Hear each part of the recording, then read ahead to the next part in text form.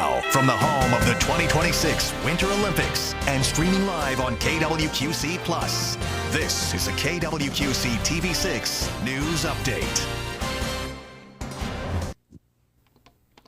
Welcome back to our Olympics special edition of KWQC+. Good afternoon, I'm Joey Donia. As Team USA's bobsled team goes for the gold, there's a Davenport native who knows more than most about what it takes to be great down the track. KWQC's Brianna Ballog introduces us to the man whose racing career took multiple twists and turns on his way to the Olympics.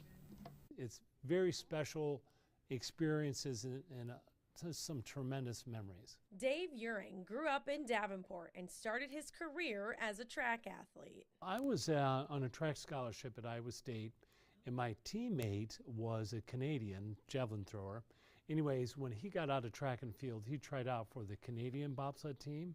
He made their national squad, and then he told me, he goes, hey, when you're done with your track and field, give it a shot. That's exactly what he did. Uring went on to compete in the Europa Cup on the U.S. national squad, where he also competed in skeleton. I had the ability to read ice on the track. I could look in a curve and figure out, where's the fastest line.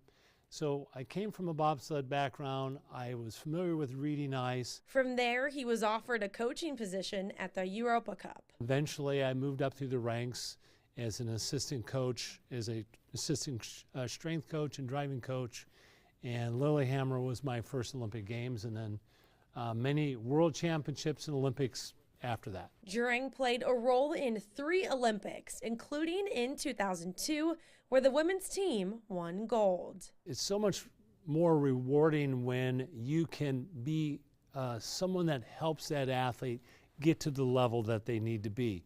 Because there's a lot of people behind every athlete at the Olympics. Once you're part of that family, you're kind of always a part of that family. Especially when the chance to go for gold only comes around once every 4 years. But man, nothing is better than going to the games and just the heightened awareness of, hey, this is the big game and it only comes every 4 years. In Davenport, Brianna Ballog, KWQC TV6 Sports. What a neat story, Brianna. That was really cool to see. What was the best part about getting to sit down with Dave and hear his inspiring story? Yeah, I think it was really neat to hear about his journey from competing on the U.S. national bobsledding team and then getting the opportunity to coach and go up the ranks and then hear what it was like just being there. He talked a little bit about what the culture of the village was like, where all the athletes go. And it was really cool getting to hear some insight that you obviously don't typically hear. Yeah, neat to see how he was a track athlete, much like Lolo Jones made the transition from hurdles into the bobsledding. Yeah. Pretty neat to see that. And if I was Dave, I would never take that jacket off. Cool to see no, there was a leather one too. There was some pictures I showed in it, and he brought it in, and it was really heavy, and I was like, this is so cool. I'm like, I would wear this or frame it or something. But yeah, it was really neat. He also said that a lot of track athletes, that's kind of, I guess, a little common for them to also become bobsledders too. So that was really something I didn't know. Well, thanks so much for that story, Brianna. I appreciate it. Well, Team USA cruises into the semifinals after another decisive win in women's hockey.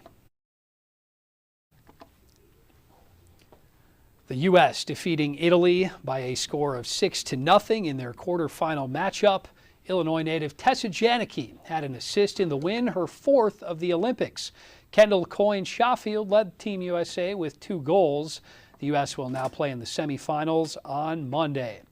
And in a surprising result in men's figure skating, Ilya Malinin misses the podium after stumbling several times.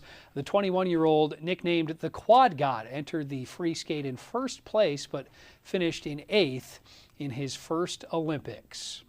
And here is a look at the latest medal count. The U.S. with 4 gold medals and a total of 14.